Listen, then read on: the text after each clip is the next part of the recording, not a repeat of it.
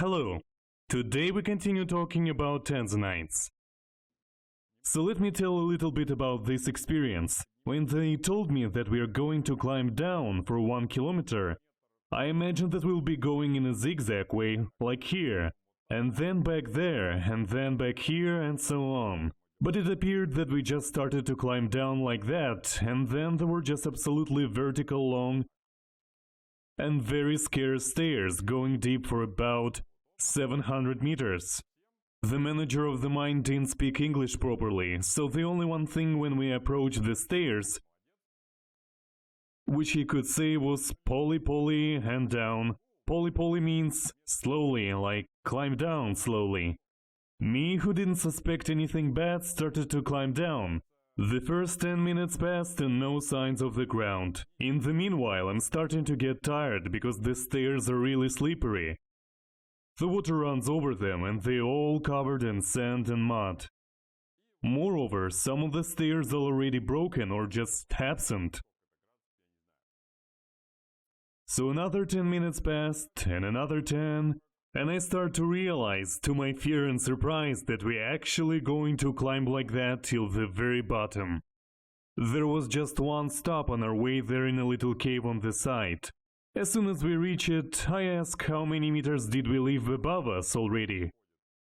He shows me like 400 meters, and I imagined one of the skyscrapers in Bangkok, which is 380 or 70 meters. Now imagine yourself climbing the skyscraper with the help of that kind, awfully unreliable looking slippery ladder. I can't say that I was like fully frightened, but it was quite a tickling feeling. So as soon as I have found out that we have covered only 400 meters, I calculated quickly that we have about 600 meters more left to go, and my legs and hands are already trembling. I asked out of curiosity how many people died climbing in such stairs in these halls. It appears that not many actually, just 3 in total during the last year. So, where was I? Ah yes, about the stones which you saw in the pockets of my Maasai friends. Officially they're supposed to pass it to the leader of the shift, and he will share the profit among all of them equally. Because how does it look in general? The miners sell the stones to the owner of the mine for some kind of minimal price. Let's say $20 per carat. How these guys are going to hide the stones to pass the guards unnoticed, I don't know. Anyway, I also wanted to give you an example of how strong they are actually. On our way back, when I was reaching the little platform, the only one place where you can have a rest between climbs, I was panting like a dying mammoth. In the meanwhile, one of the Maasai, who is about 50 years old, you can never say their exact age with Maasai because they don't count time. He was passing me without even changing his breath, and while I was trying to restore myself a little bit to be able to make my way back to the ground, they didn't even bother to have a break and pass me on the way up at the incredible speed for me. It seems like they're actually running up the ladder and not actually climbing it. So they just like, hello Mzungu, and off they go. Of course I understand that if I start climbing that ladder every day, after several months, most probably it won't be that much difficult for me as well.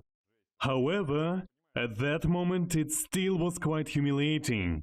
Okay, let's continue watching. You see, never laugh at someone else's fail. I was making fun of my driver who nearly got a heart attack last time. And now look at me. So don't be like me. Always drink lots of water and try to exercise or jog, just in case you know. So more sport to the god of sport and water. I wouldn't say that my heart is panting, but I feel extreme numbness in all my limbs. Dehydration is not a joke actually. It might last up to 3 days, so it's important to drink a lot of water and also drink something sweet with lots of sugars like Coca-Cola or something like that. I asked them to show me the material when they start picking up the crystals from dirt. They did it the last Friday actually, as tomorrow they're going to blow another spot down the mine. And here they showed me what they have got since the last time. So it's 2 very beautiful peridot crystals.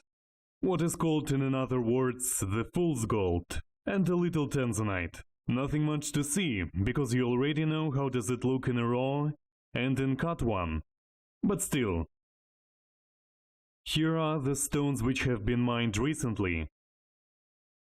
Quite interesting little crystals. You see?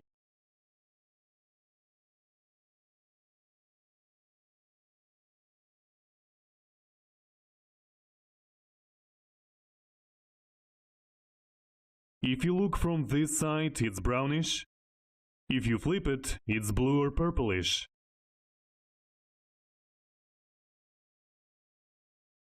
Let's have another look. Blue-brown. Sorry. It's not very much clear in this lighting. Now you can see that. Nazuri? I know it means beautiful.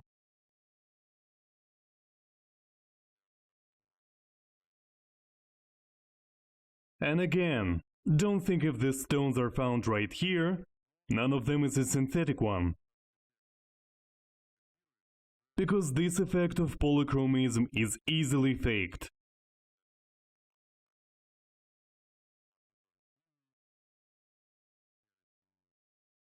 Let me pick another one. Something pretty? Yeah, this one will do.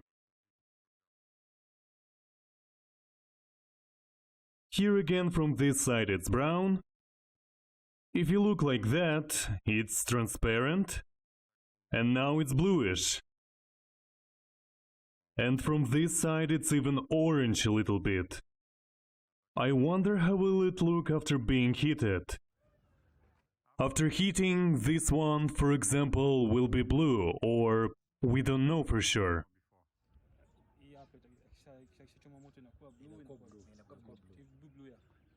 He says that it will be a nice blue color. But you never know until you do. Let's have a look at another one.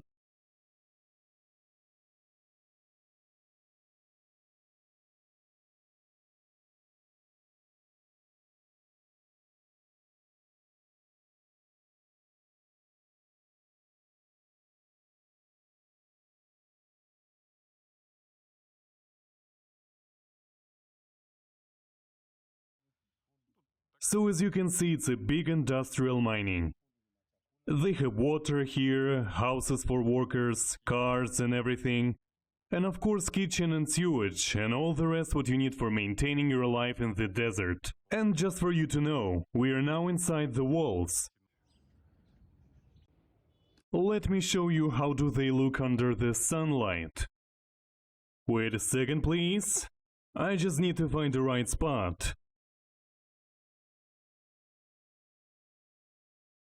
So as you can see, before being treated they're kinda pretty shiny, but no wow effect. So I would say without heating they don't look attractive enough to be worn at the jewelry.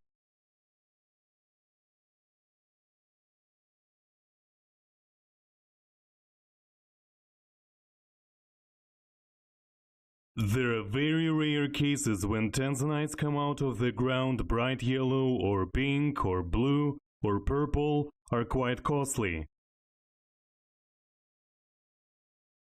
For example, something like that, which is about 8 carats naturally blue. Without heating costs about $60,000. Here it was like a pinkish purple color. So if you see it like that, of course it will drag your attention, because they look a bit prettier than sapphires before heating. Sapphires before heating look like a pebble actually. However, still nothing special. So I'm showing it to you just for you to know how the stone come out of the ground.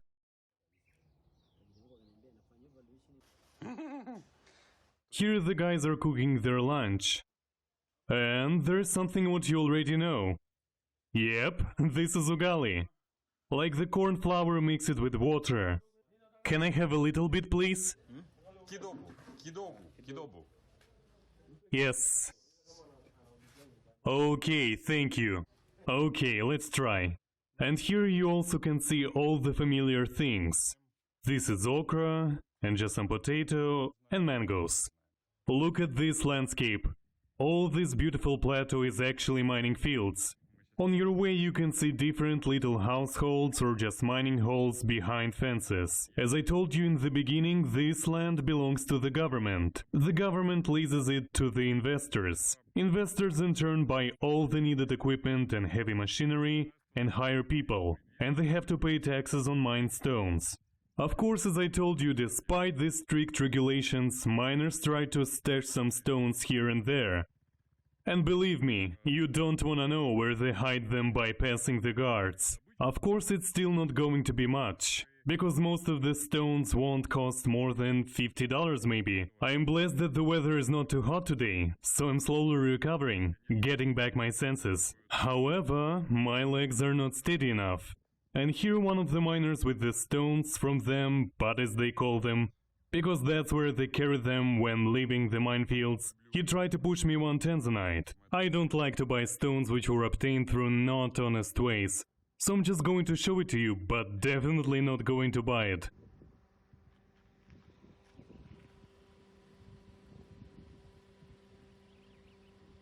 I am strongly against it because I believe that if one person has put an effort and money into enterprise, and other people who agree to work for him or her under certain agreement, they just don't have a right to try and gain more profit through dishonest way.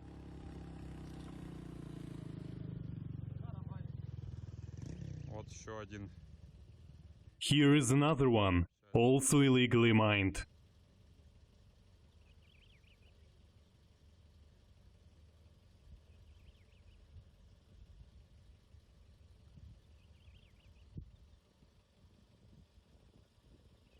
This guy who is standing behind me right now is trying to persuade me to buy it very hard. But unfortunately, he will have to put it back where they came out, aka his butt. Because as I told you, I'm not supporting not honest people. Okay, let's move on. We are going to pass the wall. Well, they will search us in case we're trying to carry some stones on us. Stay with us to learn what happened next.